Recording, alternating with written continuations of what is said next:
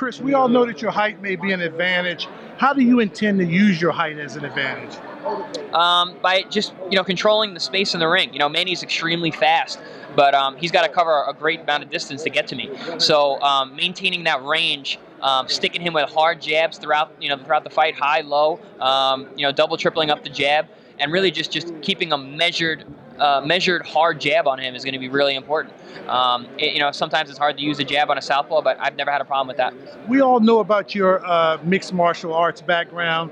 What impact, if any, does that have on your boxing career, you think? I was actually a kickboxing background, but Yeah. I think it's definitely helped because of one, the lifestyle of living and training and staying in shape, staying fit, but also just being in tough fights. I had a lot of tough kickboxing fights. Right. I was in rough and tough fights, and kickboxing is a tough sport. Tough sport. Very, very tough sport. So I've been in tough fights before. I'm not afraid to dig deep. I know how to do it. I've been there before. Going back to the wells is no issue for me. We all admire your confidence. Let's assume that you win that fight.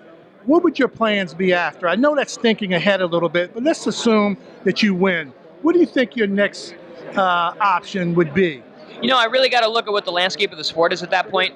Boxing these days is like the wild, wild west. It changes constantly. So we got to see what's going on at that point. We still have some big fights left this year. You got the Maidana Mayweather fight next week. You got myself and Manny, at the end of the year. So we got to see where we go. The 140 pound division is the best in the world, the best in boxing. So it's exciting. Absolutely. Do you think this is your last fight at a catch weight of 144? You think you'll fight full-fledged 147 after this fight?